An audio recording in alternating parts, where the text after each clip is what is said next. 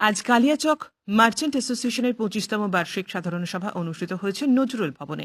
এই গুরুত্বপূর্ণ সভায় বিশিষ্ট অতিথি এবং স্থানীয় নেতৃত্ববৃন্দ উপস্থিত ছিলেন। এছাড়াও সভায় উপস্থিত ছিলেন উত্তরবঙ্গ উন্নয়ন দপ্তরের রাষ্ট্রমন্ত্রী সাবিনা ইয়াসমিন, মালদা জেলা পরিষদের সহকারী সভাধিপতি Rafiqul Islam, Malda merchant chamber of কমার্সের সভাপতি জয়ন্ত কুণ্ডু, উত্তম বসাক সহ বহু বিশিষ্ট ব্যক্তিবর্গ। এলাকার বিভিন্ন জরুরি সমস্যা নিয়ে এদিন বিস্তারিত আলোচনা হয়েছে। বিশেষভাবে উঠে এসেছে নিম্নলিখিত কয়েকটি দাবি: কালিয়াচককে যানজট মুক্ত করা, জল নিকাশি ব্যবস্থা উন্নত এবং নতুন করে তৈরি করা, কালিয়াচক বাস টার্মিনাল নির্মাণ, কালিকাপুর রেলগেটে ফ্লাইওভার নির্মাণ, নজরুল ভবনের সংস্কার কাজ, কালিয়াচকে একটি ল কলেজ স্থাপন। এছাড়াও অন্যান্য স্থানীয় উন্নয়নমূলক বিষয় নিয়ে আলোচনা হয়েছে।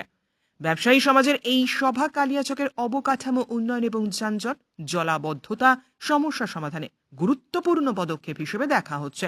সভায় উপস্থিত নেতৃত্ববৃন্দ এইসব দাবি দ্রুত বাস্তবায়নের জন্য সরকারের কাছে আবেদন জানিয়েছেন।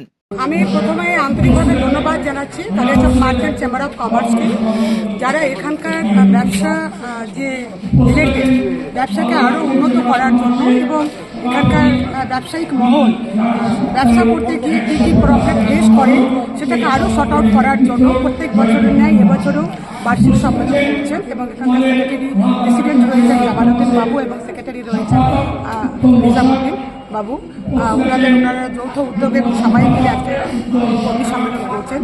আমি সাধুবাদ জানাচ্ছি এবং যে উদ্দেশ্যে আজকে এই বার্ষিক সভা হচ্ছে সেটা যেন সার্থক হয় এবং সর্বতভাবে আমি এখানকার মেয়ে হিসেবে ওনাদের কথা দিচ্ছি, কোথাও যদি কোনো প্রকার অসুবিধা হয় আমাদেরকে জানাবে, আমি তার পাশে আছি।